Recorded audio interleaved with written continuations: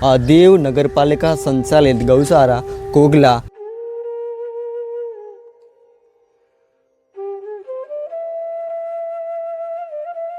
गाय माताओं दुखी થાય યાર કઈ રીતે યાર જોઈ શકીએ આપણે ખૂબ મોટી મોટી વાતો કરીએ છીએ।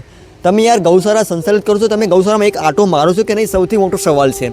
જેવી રીતે આપણે ગંદકીમાં રહી ના શકીએ એ પ્રમાણે આ મૂંગા પશુઓ કેમ રહે એનામાં પણ જીવ છે, બસ એ બોલી નથી શકતું અને આપણે એની વેદના બતાવી શકીએ છીએ।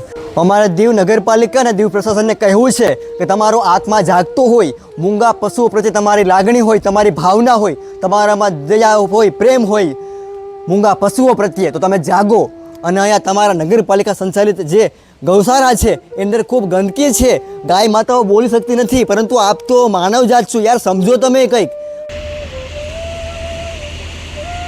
ક્લીન દીવ ગ્રીન દીવના જે પડતર વાહનો છે તે પણ અહીંયા ખોટી રીતે મૂકવામાં આવ્યા છે, તેનો કોઈ ઉપયોગ પણ નથી અને ગંદકી ફેલાઈ રહી છે। નમસ્કાર દોસ્તો, મારું નામ છે હાર્દિક સિંગોડ। હાલ અત્યારે અમે સંઘ પ્રદેશ દીવમાં છીએ।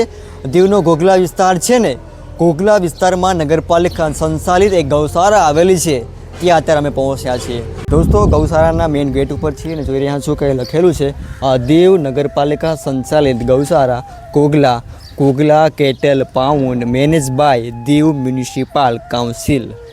હવે આ ગેટ છે અને ગેટમાં લોક મારેલું છે, એટલા માટે અમે હવે અંદર જઈ શકવાના નથી, પરંતુ બહારનો જે સિતારો છે આ દિવાલોની ફરતેથી અમે નિરીક્ષણ કર્યું છે અને ગેટ ઉપર તારું મારેલું છે, જેથી અમે અંદર પ્રવેશવાનો જરા પણ કાયદાનો ભંગ કરી અને અમે જવા નથી માંગતા। દિવાલોની ફરતીથી અમે નિરીક્ષણ કર્યું છે। કેમેરામેનને કહીશ કે આગળના જે દ્રશ્ય બતાવે કે ગૌશાળાના ગેટ ઉપર તો લોક મારેલું હતું, પરંતુ પાછળના ગેટ પરથી ગંદકીના જે દ્રશ્ય છે, જે ગૌ માતાઓ બોલી શકતી નથી પરંતુ એની વેદનાઓ છે, અમે મીડિયાના માધ્યમથી નગરપાલિકાને જાણ કરી છે કે તમારું આ તમે સંચાલિત કરી રહ્યા છો, કે તમે જાગો, તમે ક્યાં છો। કેમેરામેનને કહીશ કે જે ગંદકી છે એ ગંદકી બતાવે કે જોઈ રહ્યા છો કે જે આ ઘોઘલાની નગરપાલિકા સંચાલિત ગૌશાળા છે ને, હાલ અત્યારે ગંદકીનો ઉપદ્રવ છે તે ફાટી નીકળ્યો છે।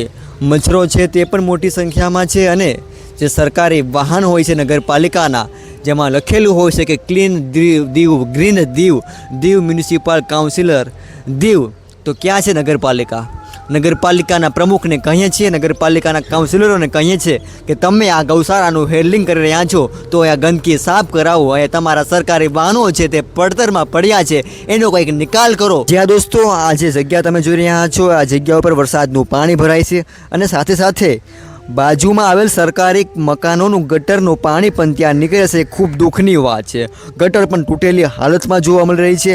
આ ગૌશાળામાંથી વરસાદના પાણીનો કોઈ નિકાલ હાલ અત્યારે અહીંયાથી કોઈ કરવામાં આવ્યો નથી। હાલમાં ત્યાં અત્યારે ગંદકી એટલી બધી વધી ગઈ છે કે ગૌશાળાના ગૌ માતાઓ અને બાજુમાં રહેતા લોકોને મચ્છર અને ગંદકીનો સામનો કરવો પડી રહ્યો છે। જેવી રીતે આપણે ગંદકીમાં રહી ના શકીએ એ પ્રમાણે આ મૂંગા પશુઓ કેમ રહે એનામાં પણ જીવ છે, બસ એ બોલી નથી શકતું અને આપણે એની વેદના બતાવી શકીએ છીએ। દુઃખની વાત તો એ છે કે ખૂબ મોટા પ્રમાણમાં ગંદકી છે અને સરકારી ક્વાર્ટરોનું જે ગંદકીવાળું ગટરનું પાણી હોય તે પણ ભેગું થાય છે એવું દેખાઈ રહ્યું છે। એ તો નગરપાલિકાના ખાસ કરીને પ્રમુખો, કાઉન્સિલરો આવીને તપાસ કરશે ત્યારે ખબર પડશે કે ખરેખર હકીકત શું છે। મહત્ત્વની વાત તો એ છે કે ક્લીન દીવ ગ્રીન દીવના જે પડતર વાહનો છે તે પણ અહીંયા ખોટી રીતે મૂકવામાં આવ્યા છે, તેનો કોઈ ઉપયોગ પણ નથી અને ગંદકી ફેલાઈ રહી છે અને મચ્છરો છે તે અત્યારે રોગચાળો ફાટી નીકળે। બાજુમાં ગાય માતાઓ છે તેને પણ અહીંયા રાખવામાં આવ્યા છે, માથે પંખાઓ છે પણ શોભાના ગાંઠિયા બની રહ્યા છે, લાઇટો ચાલુ છે પરંતુ શોભાના ગાંઠિયા બની પંખાઓ પણ અત્યારે ચાલુ કરવામાં નથી આવ્યા। જ્યારે અમે કવરેજ કરી રહ્યા છીએ ત્યારે અત્યારે સાંજના 6 વાગ્યા છે અને પંખાઓ બંધ હાલતમાં છે। રાત્રિના સમયે ગાય માતાઓ કઈ રીતે રહેતી હશે, એમને મચ્છર કરડતા હશે, પરંતુ એ નથી બોલી શકતા, એ મૂંગા પશુઓ છે। પરંતુ યાર આપણે તો માણસ છીએ ને, એટલે તમને થોડીક શરમ હોવી જોઈએ ને। હું નગરપાલિકાના પ્રમુખને કહું છું, નગરપાલિકાના કાઉન્સિલરોને કહું છું અને ખાસ કરીને દીવના પ્રશાસનને કહું છું કે આ તમારા સંચાલિત ગૌશાળા છે, નગરપાલિકા સંચાલિત છે, તમે આનું હેન્ડલિંગ કરો છો તો તમારામાં થોડીક એવી માનવતા બચી હોય તો આ ગાય માતાઓને થોડુંક તમે કરો। ગાય માતાઓ દુઃખી થાય યાર કઈ રીતે યાર જોઈ શકીએ આપણે ખૂબ મોટી મોટી વાતો કરીએ છીએ। તમે યાર ગૌશાળા સંચાલિત કરો છો, તમે ગૌશાળામાં એક આટો મારો છો કે નહીં, સૌથી મોટો સવાલ છે। તમે નહીં મારતા હોય ગૌશાળાની અંદર એક આટો, તમે ગૌશાળાની અંદર એક નજર નાખો, તમને ખબર પડશે કે ગૌશાળાની અંદર કેવી હાલત છે।